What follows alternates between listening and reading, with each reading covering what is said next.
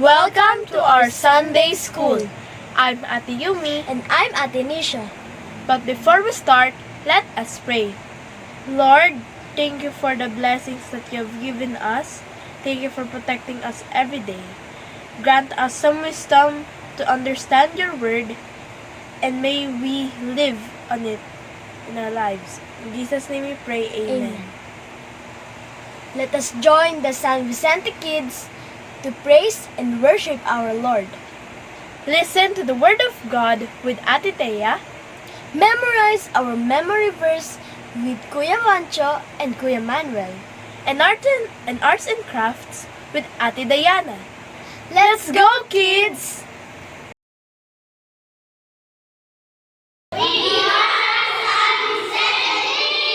Let's worship Jesus. Okay.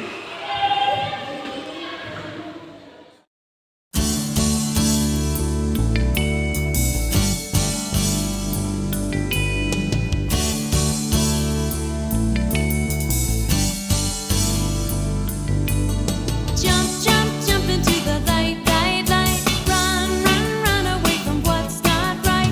Jump, jump, jump out of the dark, dark, dark.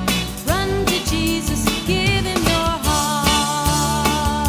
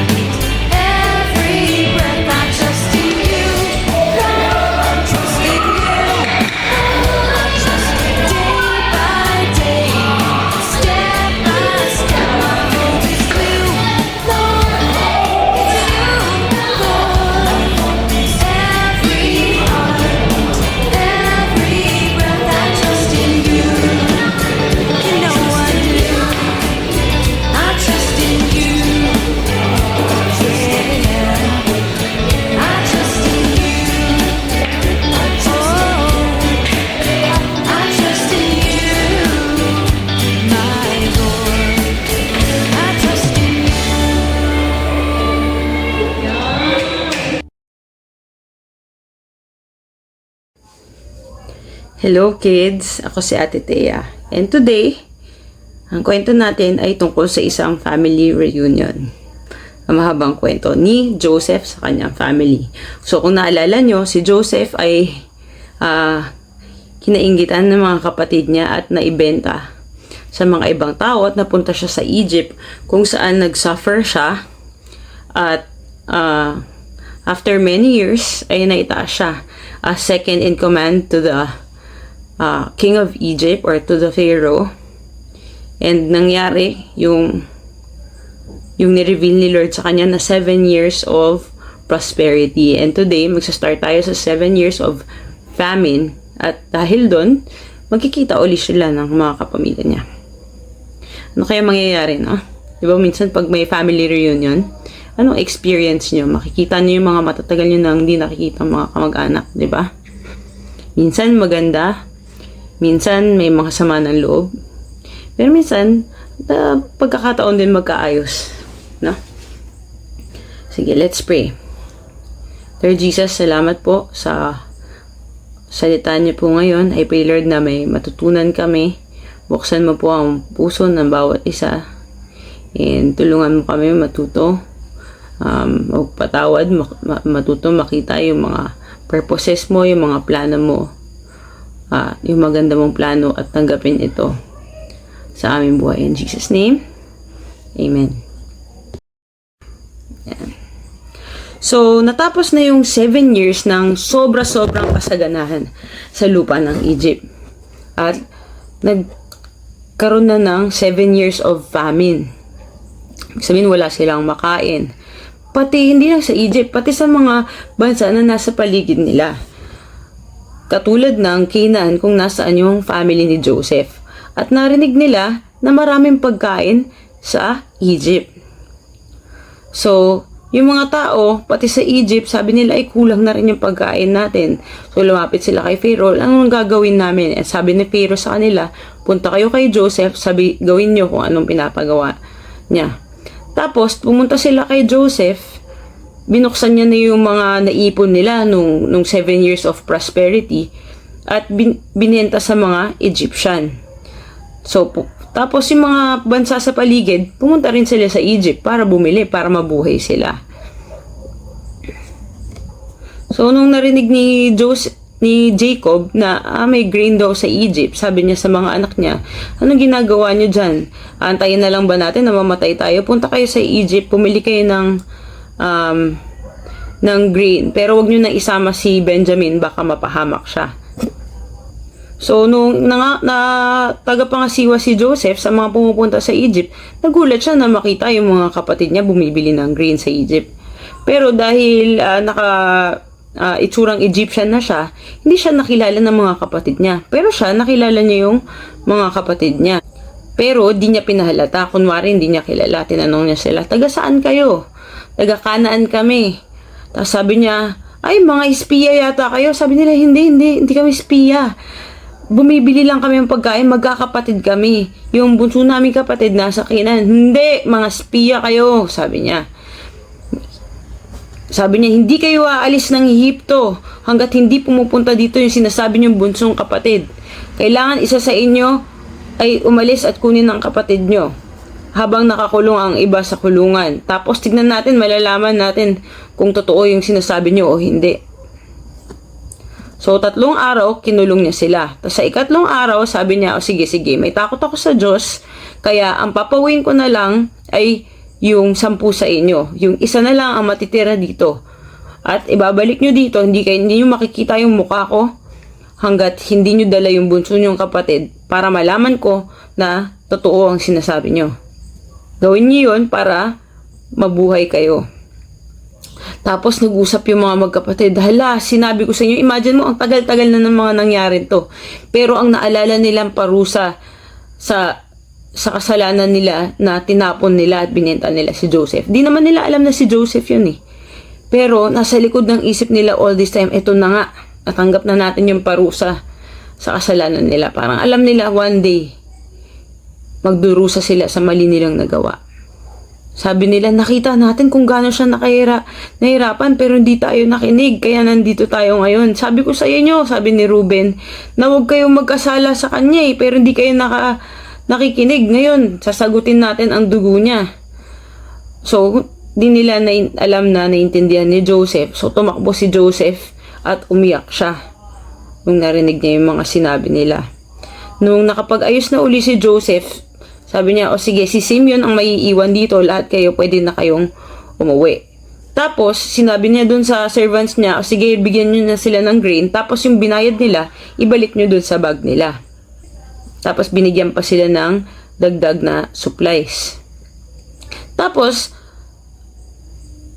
dahil nandun na yung pera nila, nung nasa biyahe sila, yung isa sa mga kapatid ay binuksan yung sako niya, tapos nakita niya yung pera. Hala, ano mangyayari sa atin? Nandito yung pera.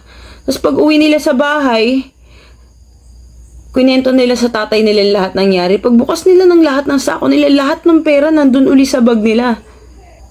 So, natakot sila lahat. Sabi niya, ninanakaw niyo sa akin mga anak ko. Wala na si Joseph. Tapos, wala na si Simeon. Ngayon, gusto niyong kunin si Benjamin. Lahat laban sa akin, sabi ni Jacob. Hindi sasama si Benjamin sa inyo. Patay na si Joseph.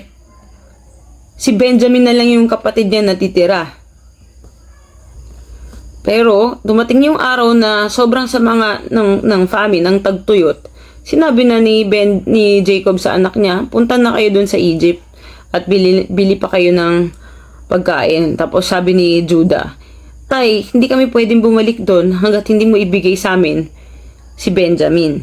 Ganto na lang. Dati si Ruben, sinabi niya, ang kapalit na lang ng anak ko pag di ko nabalik si Benjamin. Ngayon si Judah naman nagsabi, ako ang mamamahala. Magiging responsable sa akin ang sisi pag di ko nabalik si Benjamin. Sabi niya, nakabalik na sana kami ng 2 beses. So, finally, kaysa mamatay sila sa gutom, pumayag na rin si Jacob. So, sabi niya, sige, ganito na lang gawin nyo para matuwa siya, balik niyo yung pera, doble niyo yung pera ngayon kasi baka nagkamali sila, nailagay nila yung pera. Tapos, lahat ng best na gifts na meron tayo dito sa Canaan, dalhin nyo doon. No? So, pagdating nila, sabi ni Joseph sa mga servants niya, kakain sila kasama ko. Tapos, natakot sila. Nako, magiging alipin na tayo.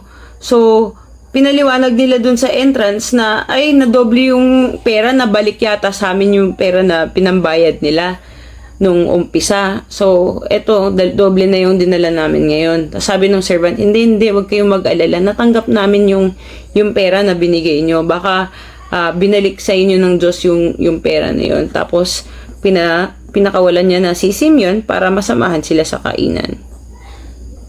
Tapos, nung pagdating ni Joseph, lumuko yung mga magkakapatid at binigay nila lahat ng regalo na dala nila galing Canaan. Tapos tinanong sila ni Joseph, kamusta yung tatay niyo? Buhay ba siya at malakas? Oo, okay siya. Tapos, ito ba yung bunso niyong kapatid, si Benjamin? Pagpalain siya at mahalin siya ng Diyos. Tapos nung nakita niya yung kapatid niya, naiiyak siya ng sobra. At pagkatapos, umalis muna siya para makaiyak. Nagugas siya ng muka, tapos bumalik na siya. So, umupo si Joseph. Inupo niya yung mga kapatid niya sunod-sunod mula panganay hanggang bunso. So, nagulat sila, perfect na perfect yung pagkakasunod-sunod natin. At umupo si Benjamin, binigyan siya ng pagkain 5 beses ng pagkain ng mga kapatid niya. At sila ay kumain at uminom ng masaya. Pagkatapos nila kumain, pinuno uli yung mga sako nila. Tapos, yung sako ni Benjamin, pinalagyan ni Joseph ng silver cup niya. Tapos nung kinaumagahan ng maaga, umalis na yung magkakapatid pabalik sa bahay. Tapos nung hindi pa sila malayo, sabi ni Joseph, naku, habulin nyo sila. Pigilan nyo sila. Tapos sabihin nyo, bakit nyo sinaklian ng kasamaan yung yung kabutihan ko at ninakaw niyo yung silver cup ng master ko na si Joseph. So, pinuntahan sila, pinigilan sila. Tapos sabi nila, anong sinasabi nyo? Pag nahanap niyo yung cup sa amin, mamamatay na yung kapatid namin na yon at lahat ng iba sa amin ay magiging alipin. Tapos binuksan nila yung mga sako. Tapos nung binuksan nila yung sako, nakita nila yung silver cup ni Joseph sa bag ni Benjamin. Tapos nung nakita yun ng mga kapatid na ayaw na mapahamak si Benjamin ng tatay nila, nagulat sila at na umiyak sila. At bumalik sila sa syudad. Tapos lumuhod si Judah at yung mga kapatid nila kay Joseph. Sabi ni Joseph sa kanila, anong ginawa nyo? Hindi nyo ba alam na alam kong pwede ko malaman ang kinabukasan? Tapos sabi ng mga kapatid, paano ba namin mapaprove na wala kaming masamang ginawa? Pinaparusahan tayo ng Diyos. Panginoon, bumalik kami para maging alipin mo. Hindi lang yung kapatid namin na mayroong silver cup sa sako niya. Pero sabi ni Joseph, hindi, yung may silver cup lang sa sako ang magiging slave ko. Tapos sabi ni Judah, hindi ako makakabalik sa tatay ko nang wala si Benjamin. Pagka bumalik kami nang wala siya, mamamatay sa lungkot yung tatay ko. Kasi sinabi ko, pinangako ko, na aalagaan ko siya. Ako na lang ang gawin mong alipin. Hindi na matiis ni Joseph. So, pinaalis niya yung mga servants niya para makasama niya yung mga kapatid niya at sinabi niya sa kanila na ako ang iyong kapatid, si Joseph. Umiyak siya. At narinig ng mga Egyptians dahil sa sobrang lakas ng boses niya. At sinabi ng mga Egyptian servant kay Pharaoh. Nagulat yung mga kapatid niya na, ikaw si Joseph? Di sila makapaniwala. Pero sabi ni Joseph sa kanila, huwag kayong magalit, huwag kayong malungkot, huwag kayong mainis sa sarili nyo kasi si God ang nagpadala sa akin dito, sabi niya. Para sa panahon na to, ma-preserve ang inyong buhay at na maraming tao. Itong tagtuyot na to ay sinira ang lupa ng 2 taon, magtatagal pa to ng 5 taon. Ngayon, ginawa akong pangalawa kay Pharaoh, advisor niya, at governor ng buong Egypt. Ngayon, balik na kayo sa aking tatay, dalhin niyo siya sa Egypt, sabihin niyo sa kanya na ako ay isang prinsipe na sa Egypt, at lahat kayo ay pwedeng mamuhay dito sa Goshen, kung saan nag-aalaga ng tupa ang mga tao. Para hindi kayo malayo sa akin at mabigay ko lahat ng pangangailangan nyo. Kung hindi, magugutom kayo. Mamamatay kayo sa gutom. So, umiyak sila lahat. Niyakap niya si Benjamin. At kinis niya yung lahat ng kapatid niya at umiyak kasama nila. Tapos, nakipag-usap na sila ng malaya kasama niya. So, kinausap ni Pharaoh si Joseph. Sabi niya, sabihin mo sa mga kapatid mo, bumalik na sila sa Canaan at kunin nila yung tatay mo at buong pamilya. Bibigay ko sa kanila yung pinakamagandang lupa sa Egypt. Magpadala kayo ng wagons para madala sila dito. So, bumalik yung mga magkakapatid kay Jacob, tapos kwinento nila, Tay, buhay pa si Joseph, ang anak mo. Governor siya sa buong lupain ng Egypt. Tapos nagulat si Joseph, Totoo ba? Hindi ako makapaniwala. At sinabi nila lahat ng sinabi ni Joseph kay Jacob. At nung nakita ni Jacob yung wagons na pinadala ni Joseph, naniwala na siya at sabi niya, totoo nga yata, buhay pa si Joseph. Nako, kailangan ko nang pumunta at makita siya bago pa ako mamatay.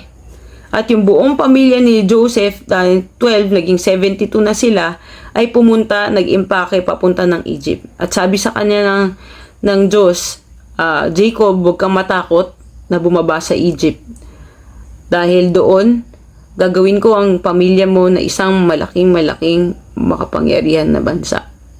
So, si Joseph ay pumunta sa Goshen para i-meet yung tatay niya. At nagyakapan sila at umiyak. Nanirahan na sila doon sa Egypt At ang blessing ay binigay ni Jacob sa dalawang anak ni Joseph na si Manasseh and Ephraim na maging part ng tribes ng Israel. At nung mamamatay na si Jacob, tinawag niya lahat ng mga anak niya at pinagpala niya sila isa-isa at humingi siya ng huli niya. Ang katawan ni Jacob ay binalik sa Canaan para ilibing doon sa libingan ng mga tatay niya na si Abraham, kagaya ng hiniling niya sa kanila. Bago namatay si Jacob, lumapit sila kay Pharaoh at blines niya si Pharaoh. No? Tapos, yung mga kapatid niya, ay yung mga anak niya or kapatid ni Joseph, nalaman ni Pharaoh na sila ay mga shepherd.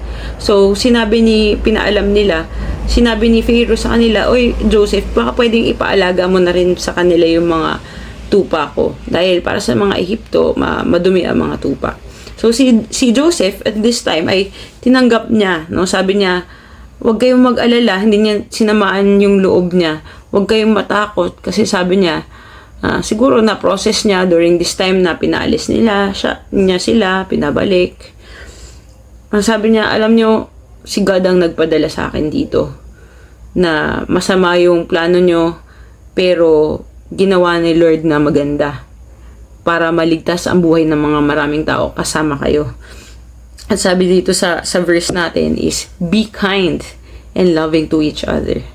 Forgive each other just as God forgave you in Christ." Ephesians 4:32.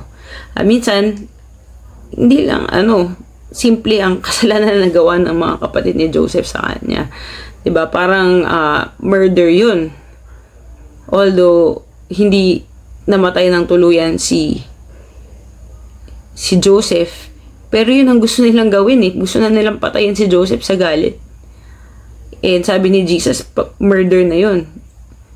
Yung ganong galit, kahit na hindi nila natuloy, no? Pero kahit na ganun kasama yung ginawa nila kay Joseph at umiyak si Joseph dahil syempre nasaktan siya, di ba? Kung paano ni-reject siya ng mga kapatid niya. Pero tinanggap din niya na kailangan niyang patawarin sila, tanggapin sila uli. At gusto niya syempre pamilya niya yun, na mabalik, ma-restore sa kanila, magkabati uli sila. At tinanggap niya yung kalooban ng Diyos na ito, tinaas na nga siya ni Lord pagkatapos ng lahat ng pinagdaanan niya. Pero na-fulfill ni God yung purpose niya na maraming taong naligtas sa iba-ibang bansa, especially kasama yung pamilya niya during this 7 years of famine. Ikaw, willing ka ba magpatawad at isipin, tanggapin ano kaya yung kalooban ni Lord dito sa situation na hindi maganda palagi na nararanasan ko? Let's pray.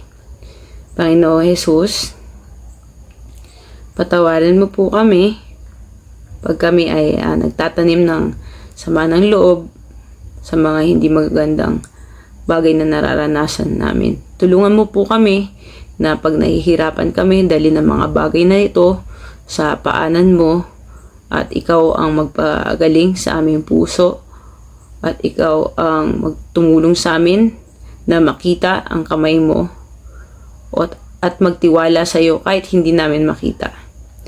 Thank you, Jesus, na totoo ang kabutihan mo. Di mo kami iiwan, di mo kami papabayaan. Meron kang magandang plano para sa amin. Sa pangalan ni Jesus, Amen. God bless you.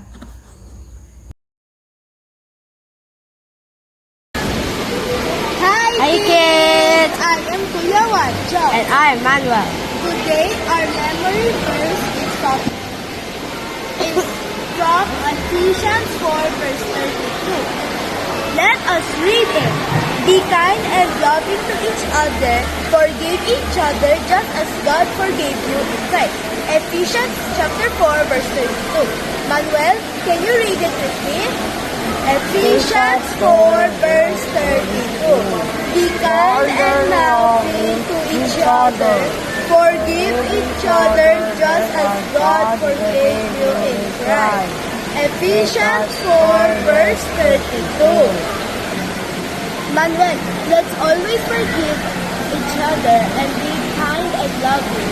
You too, kids. You should always forgive, be kind, and love each other. That's it, kids. Bye! Good job, kids! I hope you learned something new today. Before we end, let us close in prayer. Lord, thank you for giving us wisdom. Thank you for helping us understand your word. Guide us by your grace every day. In Jesus' name we pray. Amen. Goodbye, kids! See you next Sunday!